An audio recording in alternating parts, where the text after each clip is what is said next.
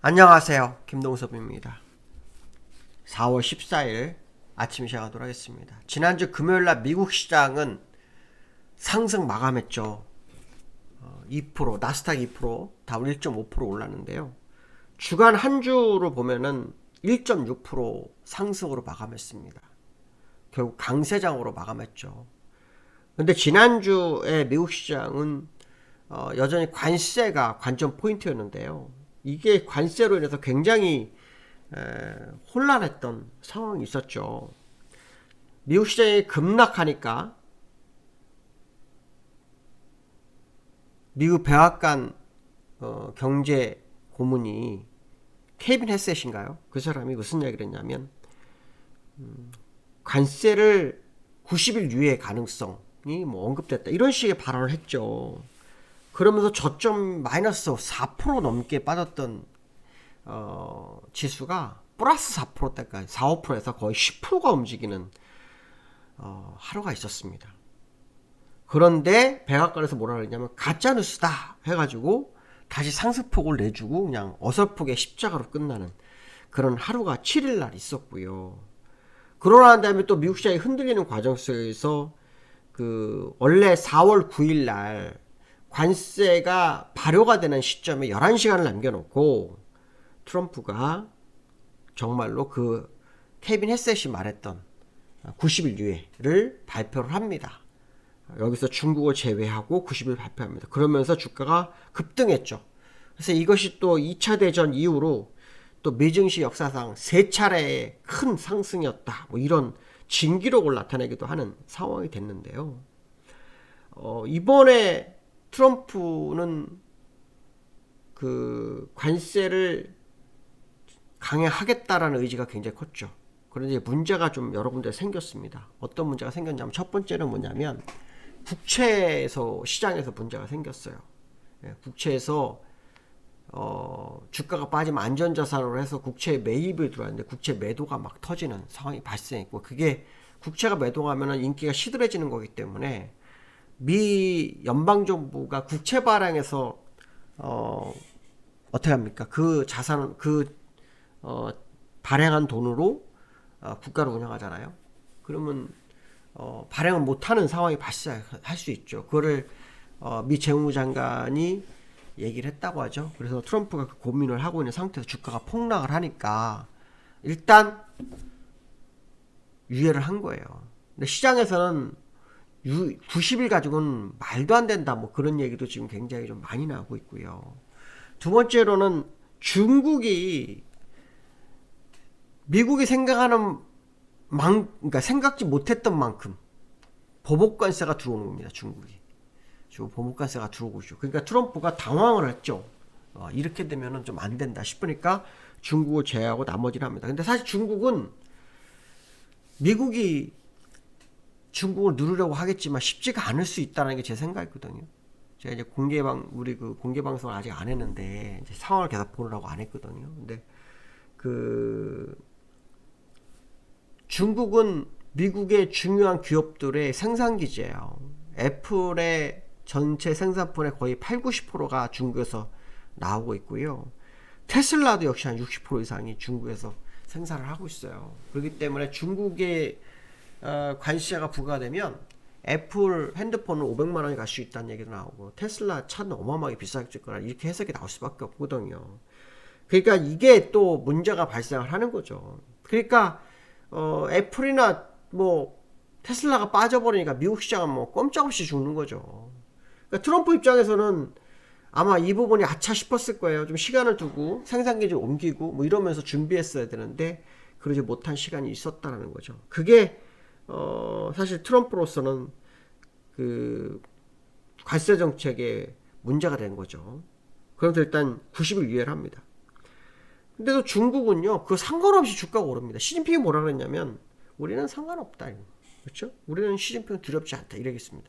그러니까 시진핑이 실제 두렵지 않다는 이유가 뭐냐면, 대미 수출이 얼마 되지 않는 데입니다. 그러니까 이것도 문제죠. 특히 미국 같은 월마트 같은 경우에는 중국에서 60%를 가져오죠. 그래서 지금 이 월마트 쪽에서도 가격이 올라가고 중국 내에서도 가격이 올라가고 있다고 하죠. 그래서 중국 내에서는 어떤 한식당 같은 경우에는 그런 뉴스가 나왔더라고요.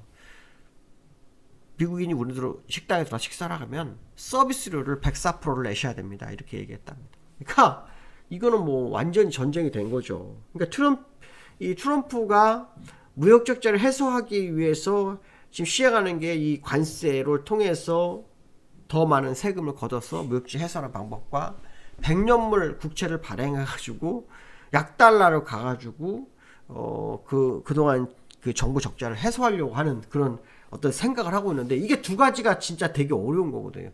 100년짜리 국채 발행을 하면은 누가 사겠습니까? 물론 정부가 사서 후세에 남겨줄 수도 있지만 100년 동안의 그 결과는 본 게 없잖아요.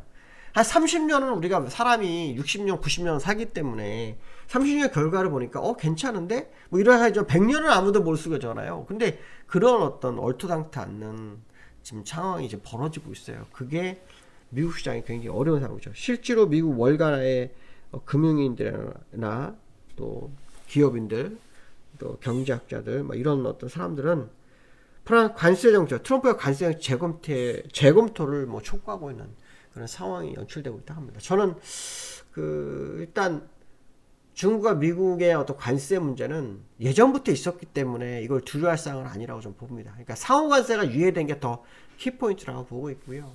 또 중국은 제가 예전에 한번 얘기했지만 사회주의 국가입니다. 사회주의 국가.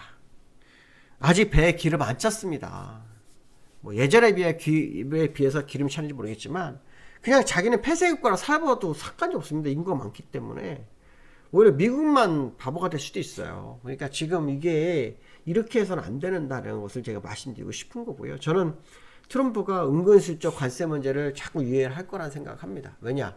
임기가 4년이잖아요. 그러면 자기 임기 중에서 2년 안에 처음 시작 2년 안에 그걸 행하지 못하고 시간이 흘러버리면 못합니다. 2년밖에 안 남기 때문에 못합니다. 그러니까 그러면 결론적으로 말하면 지금 임기 시작하고 벌써 얼마가 되고 2개월이 지났나요? 2개월이 지났잖아요. 근데 3개월 또 유예하잖아요. 그럼 6개월 지나가는 거예요. 그러면 얼레벌레 1년 지나가는 거예요. 그러면 관세가 쉽지 않다는 거죠. 그거에 대한 시장이 일단 좋게 해석하는 것 같습니다. 그래서 지금 시간에서도 0.8% 오르고 지난주에 주간으로 상승으로 마감한 이유가 아마 그거 아닌가 이렇게 생각이 좀 들고 있고요. 저는 개인적으로 트럼프가 얼레벌레 그냥 관세 살짝 넘어갈 것 같다는 생각을 합니다. 왜? 주가가 너무 빠졌잖아요. 주가가 너무 많이 빠졌잖아요. 주가가 빠지면요, 공화당도 또 트럼프도 위기를 맞습니다. 유권자들이, 그러니까 지지했던 유권자들이 돌아서게 돼요. 왜? 아무리 지지를 해도 먹고 사는 게 힘들어지기는 상황이 발생하면 문제가 됩니다. 물가가 올라가서 안 되고요. 기업도 지금 수출을 뭐 멈춘다고 합니다. 자동차 미국 3사 같은 경우 지금 굉장히 위험하다고 하죠.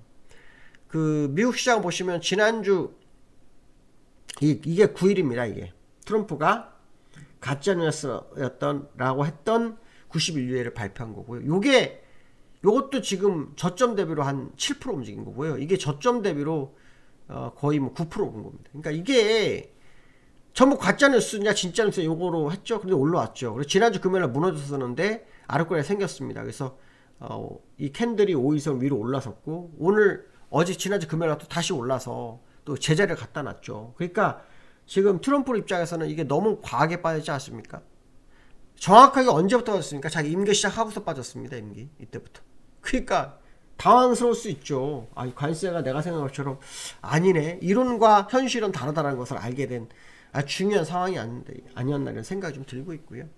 또 나스닥 같은 경우에도 지금 보시면은 똑같죠. 그렇죠? 고점이 얼마였습니까? 2170에서 14,000원 빠졌으면 14,000까지. 그런데 이게 여기서 만약에 더 한다? 그럼 트럼프가 유권자들, 지지자들이 그대로 남아 있겠습니까? 쉽지 않습니다.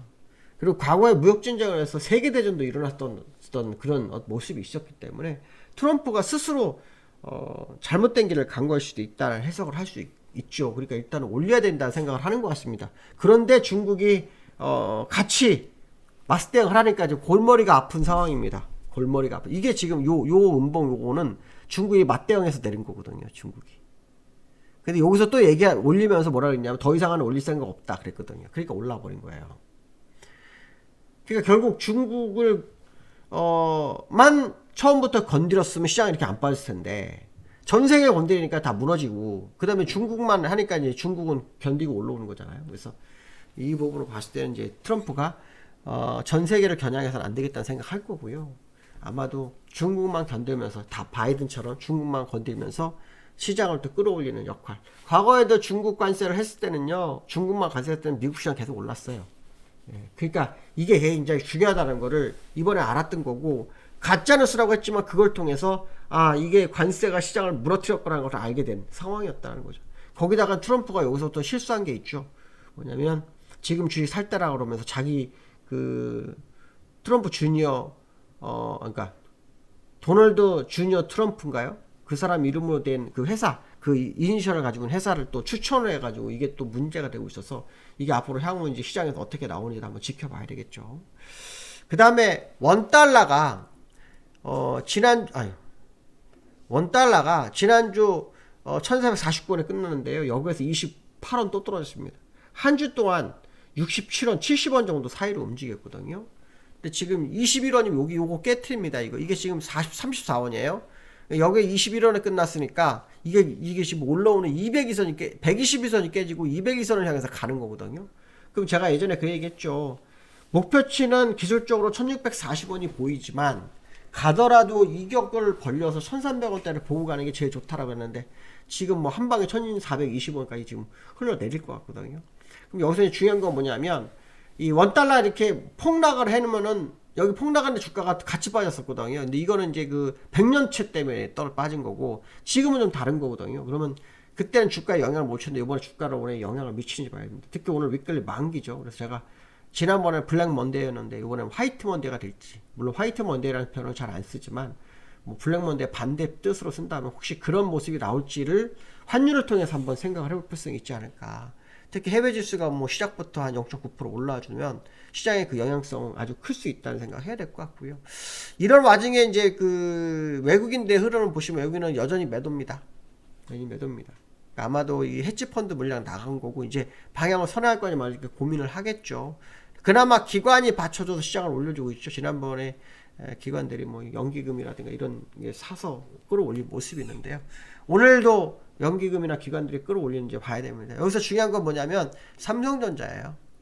삼성전자가 주가가 다 하락할 때 견뎌를 했다는 겁니다. 특히 5일선이 오늘 또 급격하게 올라오거든요. 지금 시간에서 삼성이 1.2% 올라오고 장중하다 2.7%까지 갔었거든요. 그래서 오늘 장중 고점 2.7%까지인 가격 56,700원 넘어서는지 한번 지켜볼 필요성이 있다. 이렇게 말씀드릴 수 있을 것 같습니다. 오늘 여기까지 하겠습니다. 감사합니다.